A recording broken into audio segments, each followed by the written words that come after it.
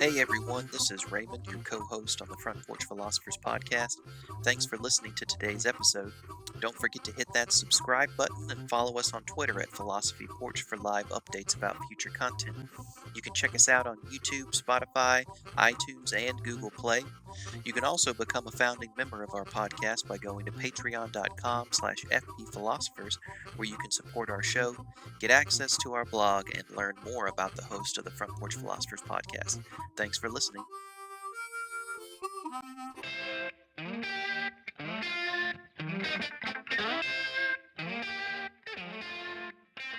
Welcome back to the Front Porch Philosophers podcast. I'm your host, Thomas Sherrod Farmer, joined as always by my co-host, Michael Granato. What up? And Raymond Berger. What's up? Today is a very special episode. Super special. It's super special. We're joined by our friend Cameron Berger, who is going to talk to us a little bit about cults. Now, we had an episode where we talked about what is religion, and we still haven't decided, but today we want to ask this question, what is a cult? And so in order to answer that question, we need to throw it to an expert. So Cameron, if you will, I know that this is not the best way to start the discussion probably, but what is a cult? Okay, so there are two general dispositions in the literature as far as I can tell. The first is that there are certain groups that should be labeled as cults or high demand movements. High demand groups is the newer sort of phrasing that's used for them, which is to say that there are sets of techniques and practices that exercise undue stress or control over the individual or the person that they're attempting to recruit. And so that these groups operate in such a fashion as to be significantly different and distinct from a normalized religious tradition. So your everyday Sunday, go to church type of person. Yeah, the low demand. Low demand. Yeah, exactly. Precisely. Low demand. And on the other end is basically J. Gordon Melton is responsible for the phrase new religious movement. And so these movements are different, but they're different because of the way they patch together religious traditions and modern themes, sci-fi, UFOs, whatever it may be. It's all. Oh yeah. It's all Jediism. It's all brought together in this movement, and it's ridiculed and disparaged because it's just a different way of thinking and behaving than we normally understand religion to operate, or how we would think it would operate. And so when you point to the abuses, they will say oftentimes that, well, it could be the result of the individual, or there's something going on that isn't necessarily directed to the belief system or attached to the way in which it operates. It's just, it happens in any other kind of movement or social group that you're going to talk about. So in answer or response to your question, I'm not exactly sure what would constitute a cult, because I'm not specifically aware of at this time the criteria that I would want to have in place that could define and differentiate these movements from everything else. Let me ask a quick question real quick. And just so the listeners are aware, Cameron and I are actually in the same room holding hands for the duration of the podcast. Just, I just think it's fitting. Started their own cult. Cult of love. That's a good one.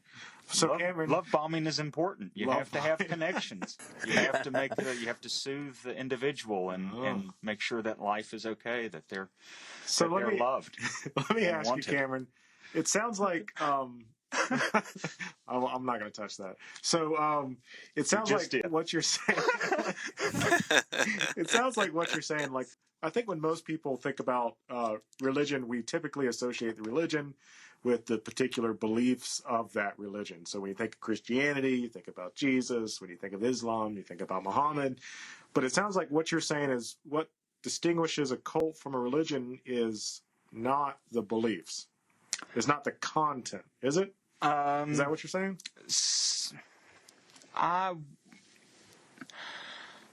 Yes and no. Yes, in the sense that the beliefs are much different, and my inclination is to think that the beliefs are necessary for how we order and structure our lives. So that gives meaning to action. It gives meaning to how we operate and interact with other individuals in the world. And on the other hand, I did have a professor once tell me, he said, well, who really cares what they think? That doesn't matter. Really? Yeah. Yes. So it's really quite difficult because I'm just in the early stages of figuring out sort of what it is I'm tracking down and working towards, because I'm interested in language. My research question primarily is focused on, is language a necessary and sufficient condition for inducing people to commit acts of violence or harm against themselves or others? And the presumption is that these movements, whether it's a political movement or a religious movement, there are tactics and techniques that are practiced that place undue stress on the individual or constrain them in some sense, so that to act in any other way would bring them punishment, harm, physical abuse, sexual abuse, that sort of thing. Did that answer your question at all? Yeah, no, it does. Okay. It does. I have some follow-up questions, but I don't know if Raymond or Jared want to interject. Yeah, so in the previous episode we were talking about religion. I think what sort of spurned this interest in talking about cults and bringing you in, Cameron, was this question that's more of a historical one, which is how how often do you come across in the literature people saying that all religions started as cults? Is that generally how it's perceived? That's common, but there's going to be a differentiation in how the author, depending on which author you read, is going to use that. Some authors just, like A.D. Nock, will talk about it in terms of conversion. I think he has a book, I forget the title of the book on conversion that A.D. Nock wrote. He wrote it in, I think, the 30s or something, but don't quote me on that. But he says, cult, group. It's just a new religious movement that caught on and became a tradition, and it sort of took root and established and spoke to a lot of people, and that's how you get a real religion. And so since it's been normalized, it's not any different from any of these new movements, but these new movements are so new that we treat them differently. Does that make sense? Yeah. That was my curiosity.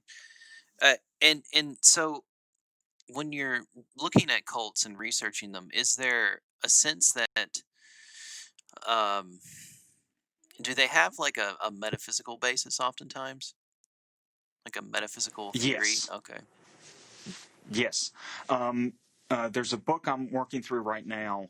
And just for the listeners, I'm working on a PhD. So I have a master's in theology, and I have a master's in communication, and now I'm working on a master's in rhetorical theory criticism, or a PhD in rhetorical theory and criticism.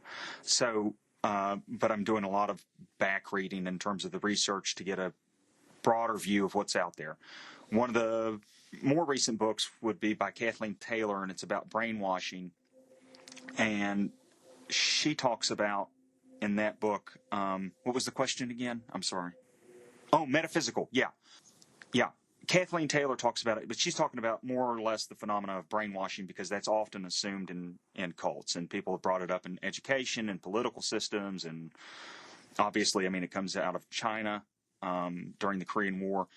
But what she talks about in her book is the power of ethereal ideas. And I think that I would take issue with it, because she more or less says that an ethereal idea is an idea that is almost meaningless, because it's such an amorphous concept. So God, freedom, any overarching, probably what Paul Tillich would phrase as ultimate concern. So individuals have this ultimate concern about the world, and it organizes and shapes the world, and it's beyond the physical world. So there is often the assumption that there is a metaphysical reality that is really real, more real than the reality that we're seeing right now. And just as an aside, oftentimes new religious movements will say, if they're reacting to a particular tradition, they say, they got it wrong. way back when, everybody had it right for a brief period of time, but the person who's running our show is the real deal. He or she has corrected for this mistake, and this is the real truth that we're teaching now. So it's often it will utilize religious tradition that is in existence in order to gain legitimacy or to talk about or build a different world. Yeah, those are just reforming traditions, right? So Mormonism, or earlier on Christianity. So Mormonism in relation to Christianity, Christianity in relation to Judaism, or Islam in relation that there was this pristine time wherein people understood what the truth was, but through the corruption of generations, we've fallen into darkness, and now we need a new revelation to redeem us or return us back to some, pristine state. It's a common feature of what we would think of as conventional religions. Would you want to spend some time talking about new religious movements? So I'm thinking of something like the Falun Gong, for example, or talk about some more pernicious things that we could think of as high demand new religions or cults in a derisive sense, something like Scientology, for example. The one movement that really fascinates me, and the one that's responsible for the trajectory that I'm on now in terms of research, is Heaven's Gate. Yeah. So, and the reason that interests me so is because I understand it to have, from what I'm looking at, I mean, I have the coroner's reports. They still have the website up. They still have somebody who's manning the website. Really quickly, I don't want to interrupt you, Yeah. but Go ahead. For those of a younger generation who may be unfamiliar with Heaven's Gate, could you give us a really brief? Yeah. Tell us what My Heaven's apologies. Gate was. No, it's fine. Okay. So Heaven's Gate originally started out in around 1972 with Marshall Applewhite and Bonnie Lou Nettles. And they had gotten together, and Applewhite was a music teacher, and Bonnie Lou Nettles was a nurse, if I can remember correctly. But anyway, they got together, and he had formal theological training, and she was interested in the New Age movement, and they started sort of like a Sexaholics Anonymous kind of thing, kind of like... Nice. Well, Applewhite had like relationships with other men, but I don't know if he was repressed or what the deal was with Applewhite. But still nice. Yeah. So they start the movement, and then it finally starts to take shape, and they have these series of missteps throughout time. But eventually, over the course of 20 some odd years, from about 1975 to 1997, 1996, 1997, 97 is when the group more or less ended. They came to believe that Applewhite came to believe that he was Jesus, and that Nettles was God the Father, in a sense, like that was the entity that inhabited her was God the Father. So their belief was that their mind was distinct from the body, that the mind used the body, that the body was nothing more than a vehicle, and that the whole entire purpose of their existence was to overcome their humanness, and that they were going to be taken up into a spacecraft that was behind Hale-Bopp at the time. And so over a period of about 3 days... Hale-Bopp Comet. Yeah, this was in 97 when it came through. Over a period of about 3 days, the 39 members who had remained in the group over this long period of time, most of them, one of them joined maybe 6 months towards the end, they committed suicide over a period of 3 days, and then eventually one of the former members had been kicked out in order to report, but he had gone back, recorded the scene of the suicide, and then called the police, and then the police came, and then they found all the bodies. It's because they believed that to exit their vehicles was the final and ultimate act of faith for entrance into the evolutionary level above human, in their words. So the reason that I'm most interested in that group is that it is unlike, say, Jonestown or Waco or Solar Temple. Falun Gong I'm not familiar with, although I have a kind of an idea of it. But Heaven's Gate is really different in the sense that there was no evidence of physical coercion or abuse among the members. The coroner's report indicated no bruising on the bodies. There was no sexual abuse, and it functioned more like a monastic order. So how do you get 39 people to all agree that over a period of 3 days they're going to specifically plan and take the necessary steps in order to end their lives? And I'm saying that there is something really interesting going on in language. Yeah, I think that you bring up two interesting contrast cases there. So Jonestown and Waco were both cases wherein you had mass suicides or murders where it's at least not entirely clear that everyone who was ultimately killed was either fully aware and consented to what happened, or were not themselves either coerced or murdered. So the Jonestown massacre, there was clear coercion. A lot of people also did not realize what was happening. And the same thing with Waco. So we don't know whether every person who decided to stay within the compound at Waco was fully aware and had decided to stay within the confines of the compound, and how much David Koresh was involved. Yeah, I think that's an interesting contrast, because if there's no coercion, then how do you convince people to willfully give up their lives in that way? Right. I tell you one thing And that let me- fascinates me, Okay. before you interject, Mike, is maybe you want to speak to this, maybe you don't. But one thing about a lot of new religious movements, whether we want to classify them as cults or, new religious movements, is the introduction. So the theme of distrust of materiality and wanting to escape, that's like an old Gnostic idea, and you can say that appears in a lot of different religions. But this integration of sciencey language, right? So the idea of our bodies as vehicles, and discussions about like the cosmology and especially aliens, the introduction of higher life forms into the conversation, I think is an interesting dynamic to a lot of cults and new religious movements. If anyone wants to speak to that. Were you going to say something? Well, I gotta do have a write something question, down. and maybe this is related. First of all, I would say leave aliens out of it, Jared. Not all people who believe in aliens No. believe in cults.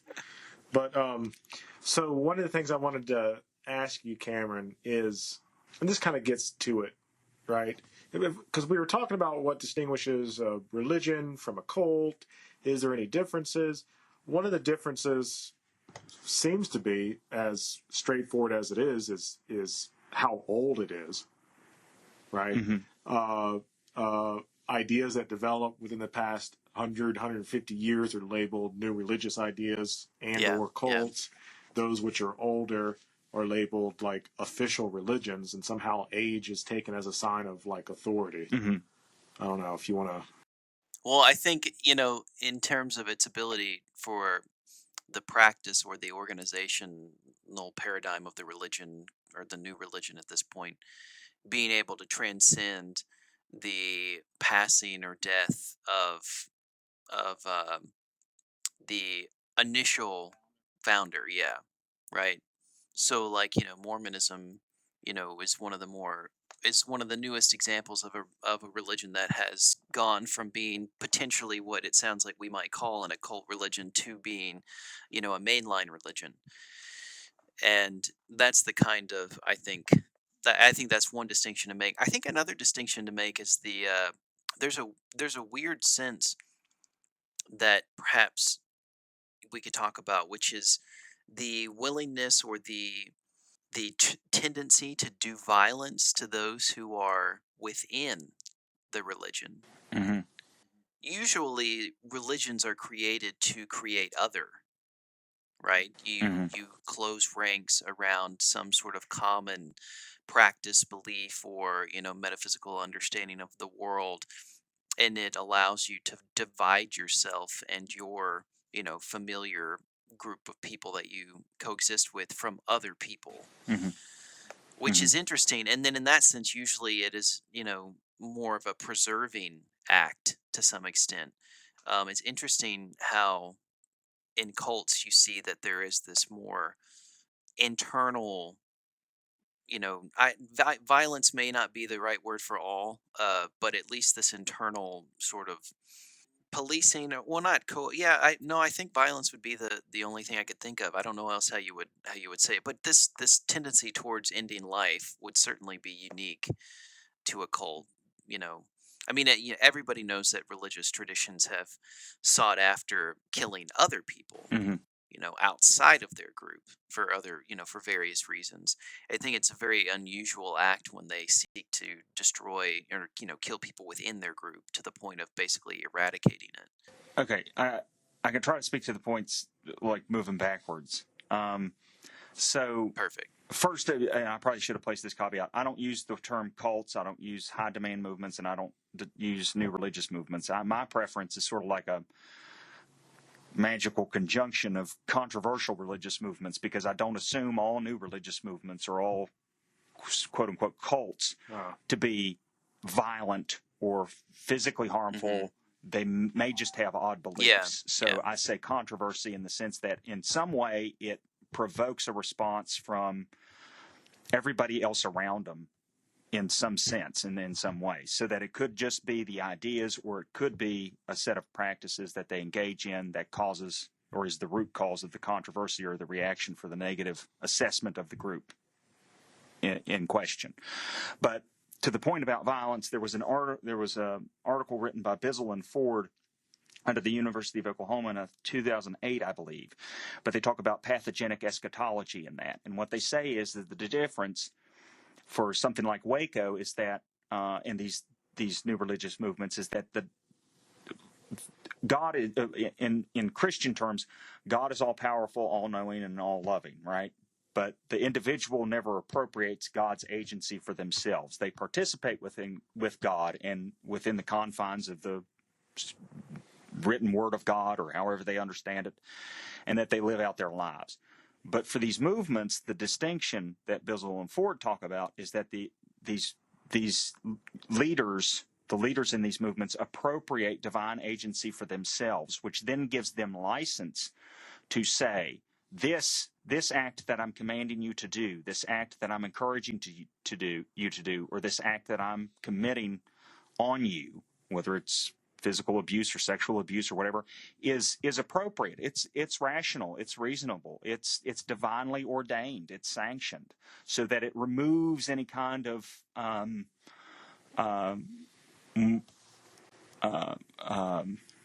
prohibitions. Yes, thank you. So it removes any kind of prohibition or any kind of second guessing that the person would have in respect to what's going on or what's occurring. And then this is the point that you had brought up, Jared, which is the point that I'm primarily interested in, is that what James Gee, he's at the Arizona State University. Yeah. And Shout out. Yeah, exactly. Well, I'm reading his book right now. That's why I'm thinking of it.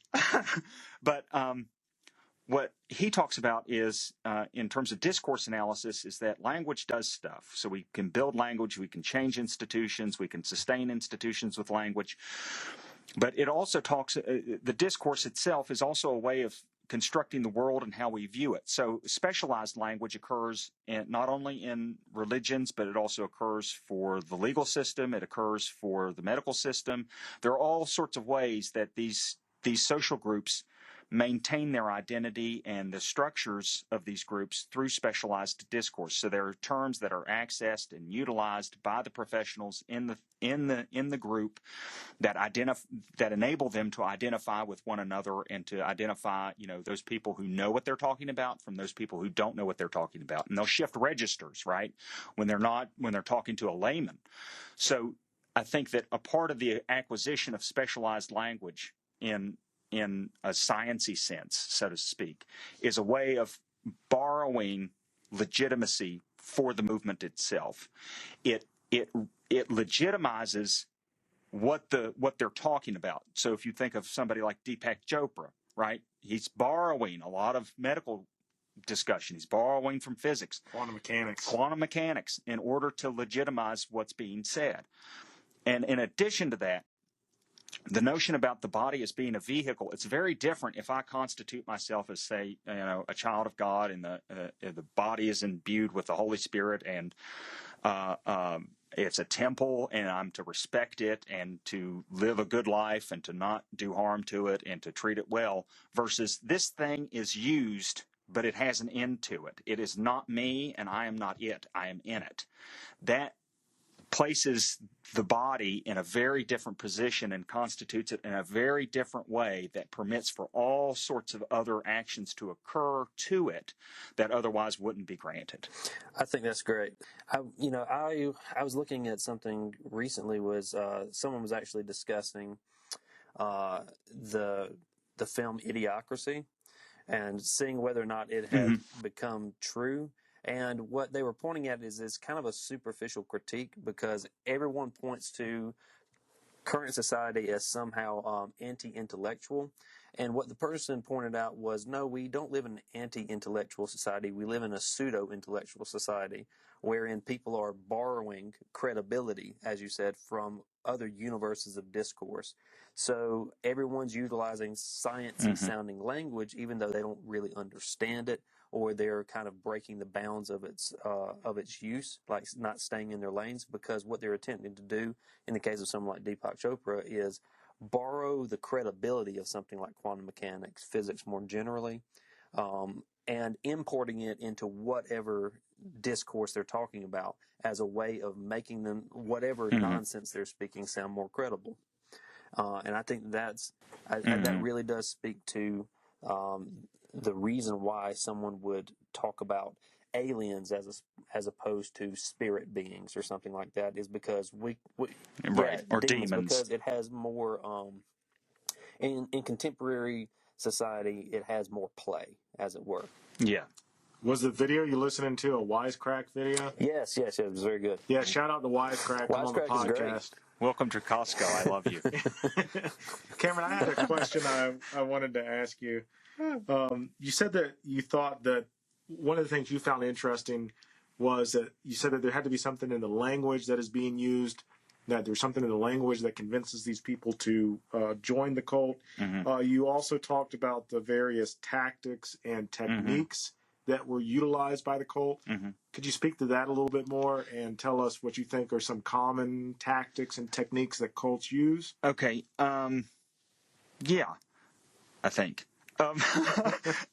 Caveat, I may not like I'm still on the hunt for what I think all this amounts to in terms of discourse and language and that sort of thing. Yeah. So I'm interested in, I'm trying to find things that other people haven't found yet. But in terms of the language and the discourse, I think one of the criteria that I would list confidence in, if I was forced to list some right now, coerced. You are forced. Coerced. I'm coerced. Yeah. Is control over communication. So to what extent does the individual exercise his or her own agency or their own agency in the group? Can they ask questions? Are they shut down?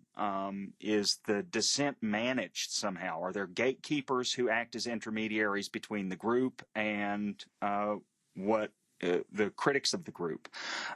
Is there a way of controlling that information? That's usually one of the techniques that's listed in the literature.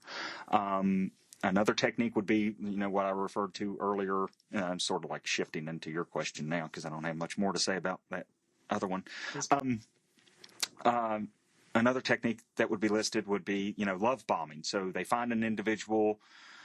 Sometimes it was assumed, because this all starts, in the 60s and the 70s with the sexual revolution, religion, we have all these sorts of new religious movements coming into the U.S. and stuff, and, kids are running off and parents are freaking out, and then they get deprogrammers and stuff. But love bombing would have been one. So, the individual is assumed to have been in a very horrible state or some kind of distress, but the group comes in to the rescue. And it's not just that they rescue them, it's that they provide for their needs. It's that they're there with them, that they do all sorts of good things for them that they don't receive from other people. So they naturally want to be with the other individuals.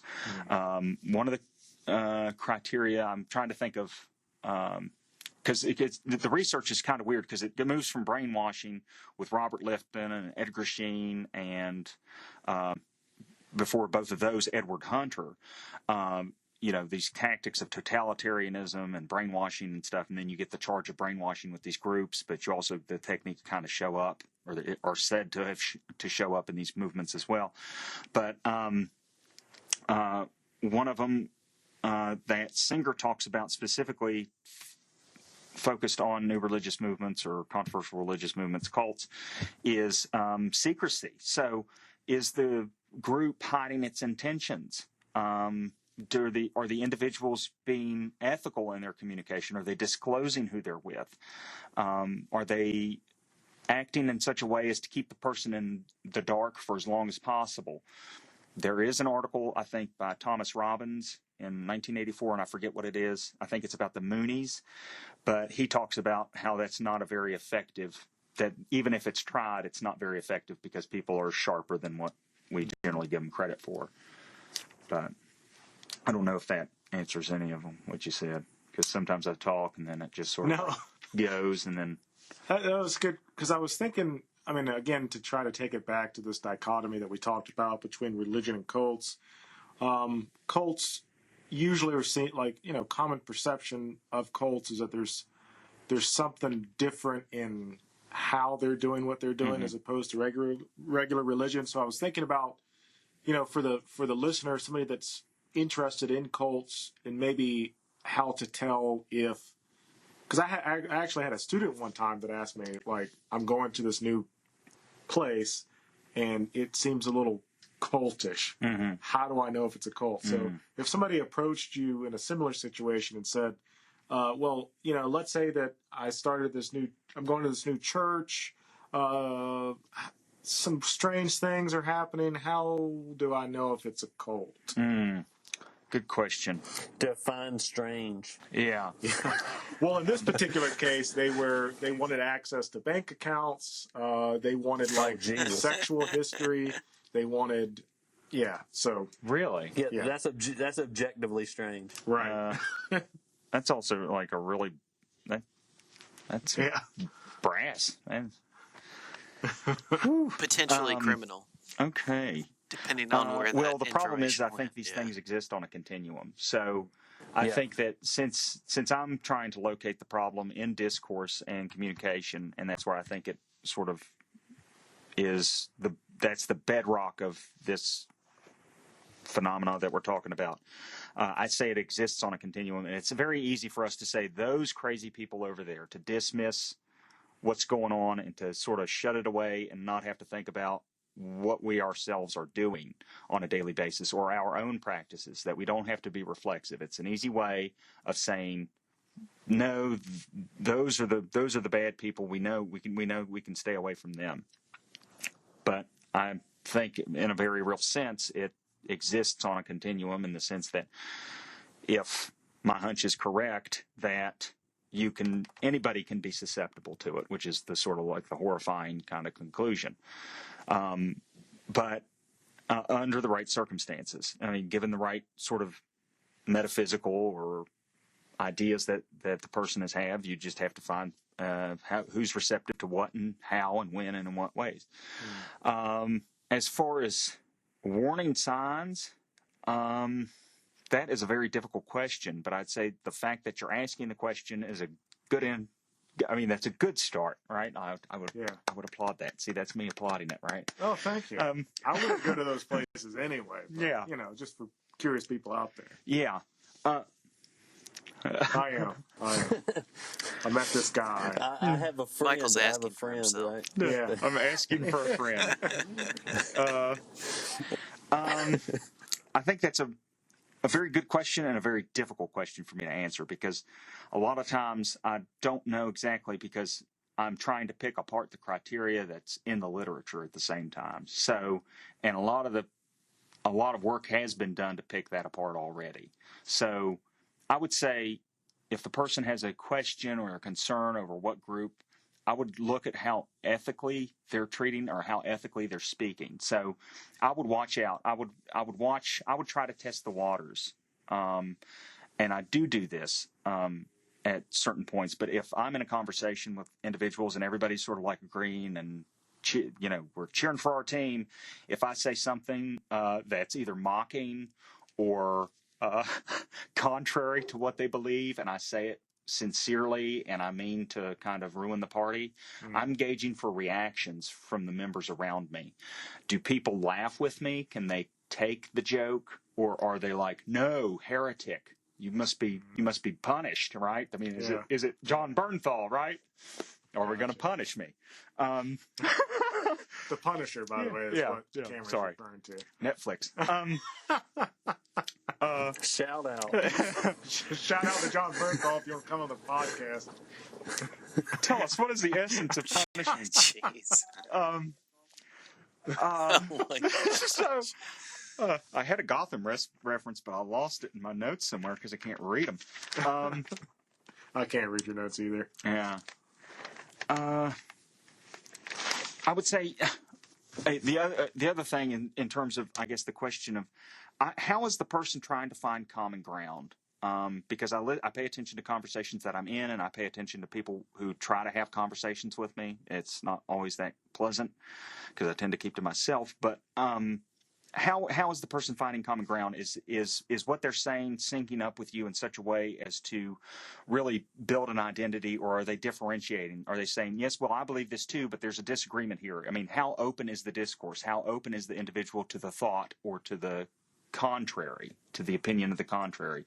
And sometimes that is even problematic in and of itself, because we can all put on a face and smile and agree politely and turn away and, be in total disagreement and total disregard for what the person has said. Mm-hmm. So I'd say it's very difficult, but I really don't know how to answer that in any better way than I have, which is a shame. Cameron, it sounds like every engagement I've ever had with Michael. So yeah, see, it's not helpful grin at all. and bear it and turn away. And the problem is, are you, so yeah, right, Cameron. So are you actively seeking out cults to do your research on? No, I've had people I've run into some people who have given me.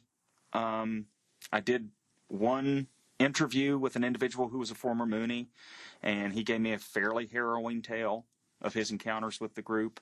Other people have.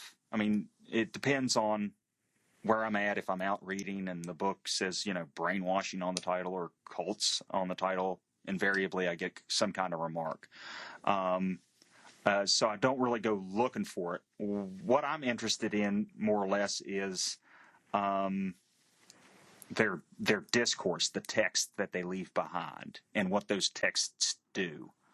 So I don't really need the people, which is kind of horrible. The internal discourse is what interests you? Yeah. Like how they talk about themselves to themselves? How they talk about themselves, how they talk about the world, how they constitute themselves, what sorts of implications are there in the myth.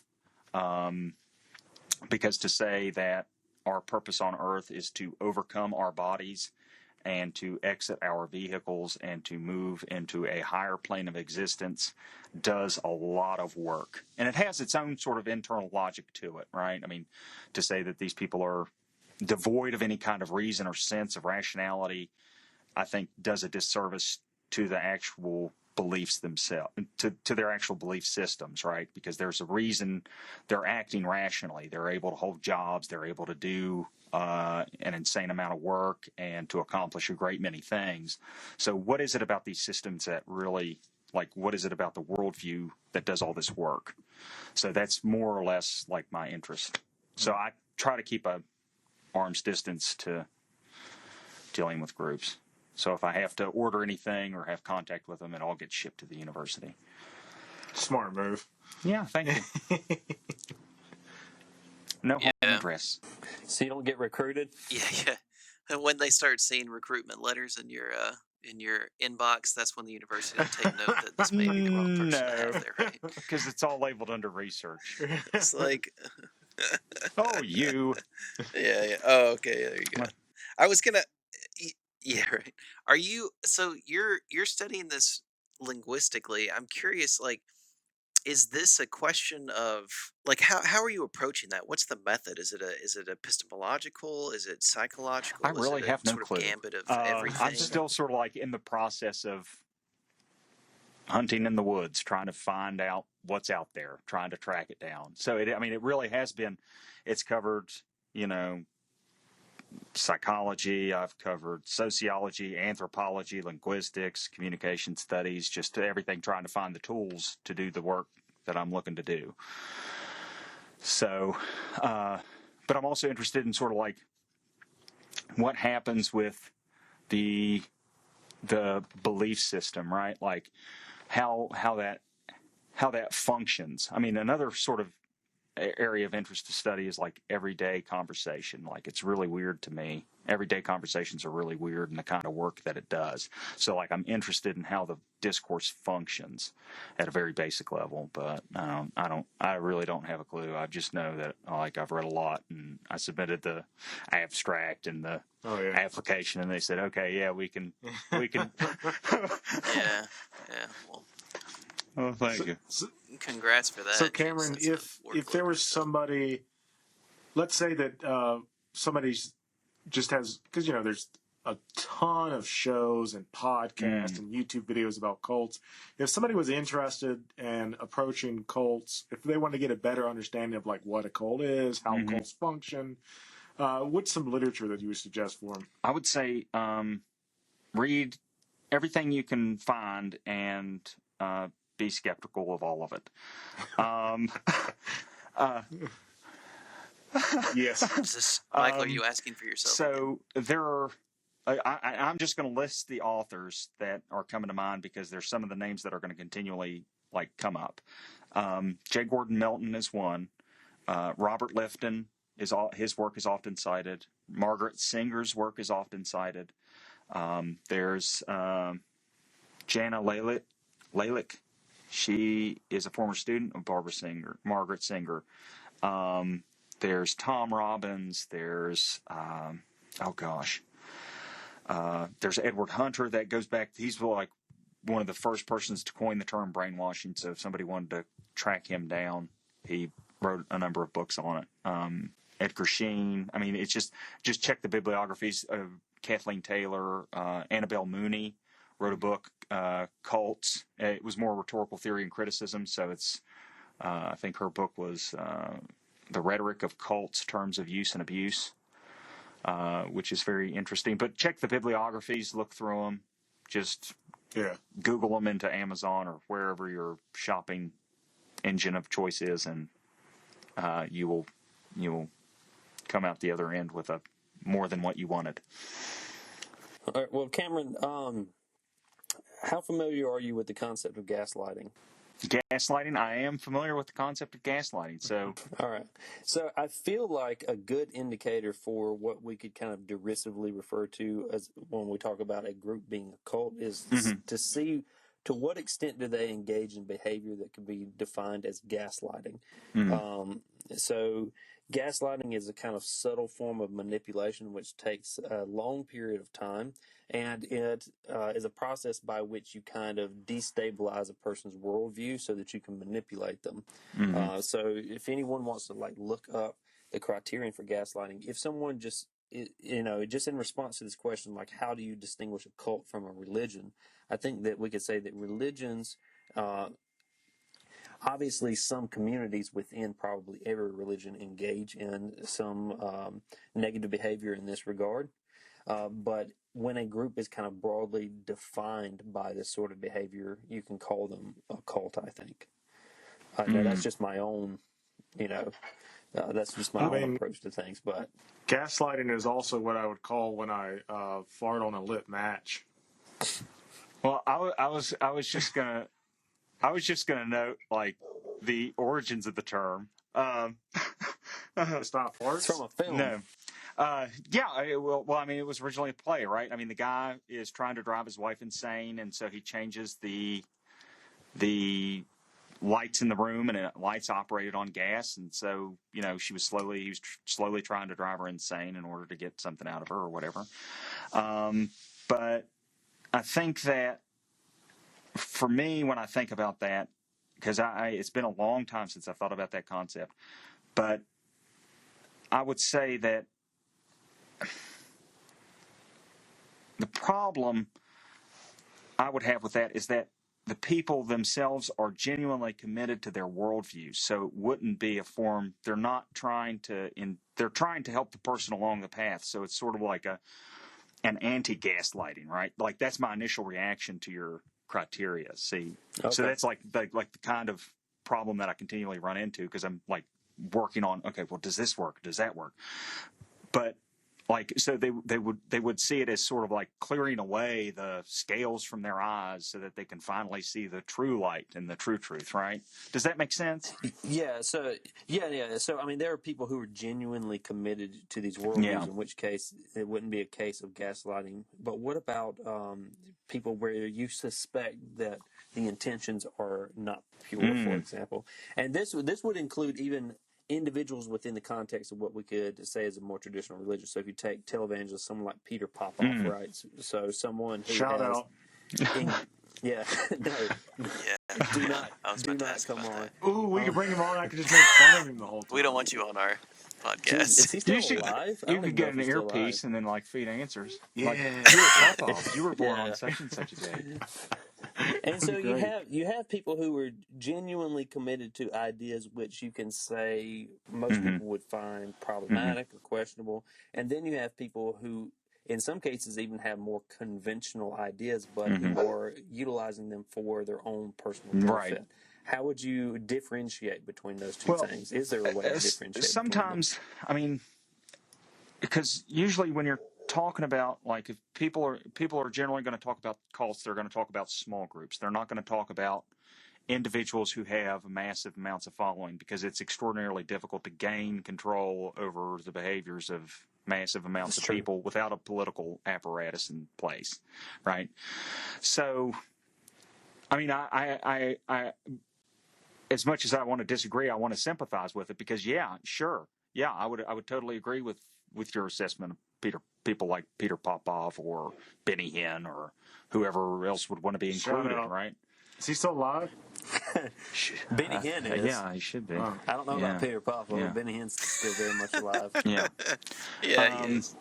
As of the date of this recording. Yeah. Wait, is he the guy that blows people over?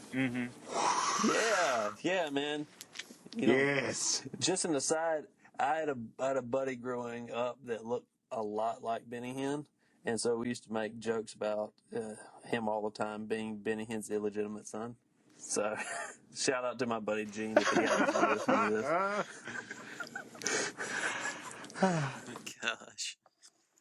I feel like, Jared, though, that point's interesting because gaslighting has always struck me as like a more perverse but very subtle art of conversion. I mean, I don't know any other way than I mean, and like you were saying, for even traditional religions, you can see gaslighting as being a part of it, but it's basically just to cause you to doubt your own individual. I mean, in its origination, it's your individual sanity, but to extend it to just like your own individual intelligibility about how life is. I'd say that most religions participate in that. It's just how they go about it, like how do they go about pursuing, evangelical conversion experiences. Well, so to it's speak. this very natural human tendency, right? So if two people are standing inside and one person says it's raining outside and the other person says no it's not, and you say yes it is, like that back and forth can only go so long before you start to question yourself and go, is it though? Like I didn't think it was, but now I have to go investigate. And so gaslighters rely upon that sort of like moment of self-doubt, and then they manipulate it to their own benefit, right? So you get people to always be questioning themselves so that they're never questioning you.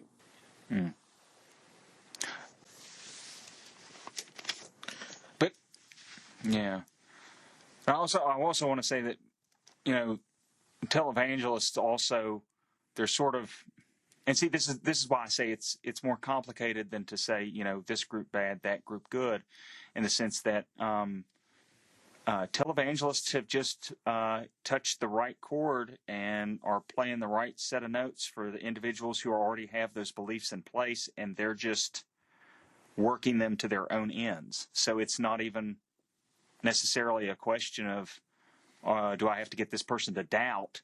It's that, do I have to get this person to buy into this thing more deeply in the way I want them to?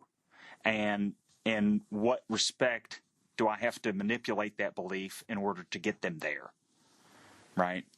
Same thing with self-help gurus and life coaches, right? So it's just kind of a secularized form of the same kind of cultish mentality, I think. You're getting people to buy into a worldview or, as you said, commit more strongly to some set of presuppositions that they have. And then if you're the right kind of manipulator, then you can work people over to get them to, Buy your real estate course. Upon you. Yeah. That's true. 12-step program, 12 rules for life or something. Oh, that's below the belt. 12 rules for life. Yeah. I was just about to say, so basically we're talking about Jordan Peterson. All over again, right? All Yeah. over. You're talking about Tony Robbins. Or Tony Robbins. Tony Robbins, yeah. Deepak Chopra, keep going. There's a million about it. The Secret, that whole book, laws of attraction and stuff. I get questioned about that in my classes a lot. People are like, "So what about the law of attraction?" I'm like, "It doesn't exist." It exists between me and What you, about Jared. It exists between me and you, Jared. Oh, And you've been holding my hand Yeah. this whole entire time. Hey, I'm just love bombing everyone. Your love's ungenuine. Anything else you can think of? You want to ask Mr. Cameron? Well, we should definitely have you back on when you get further along. I'd be curious to know what answers you find. Me too. I got a question. What is your favorite cult to study? Ooh. I kind of like them all. That's a lame answer. Yeah. No, really. I mean, Heaven's Gate. Heaven's Gate really is. Heaven's I mean, Gate. that's been. I've spent most of the time and a good deal of resources invested in getting that literature in the coroner's reports. Second favorite. Yeah. Heaven's Gate. Look it up. Google it. Fun stuff. All right. And you may not want to watch the videos. Thank you. They're on YouTube. Yeah. And then Our Lady of Perpetual Exemption. That's also a really good one. Oh, yeah. Well, thank you, Cameron Berger, for coming on and enlightening us about Thanks, cults. man. We'll have to do this again. Okay. Thank you. Thanks, Cameron. You too. Thanks a lot. Until next time. Bye. Have a good one. Peace.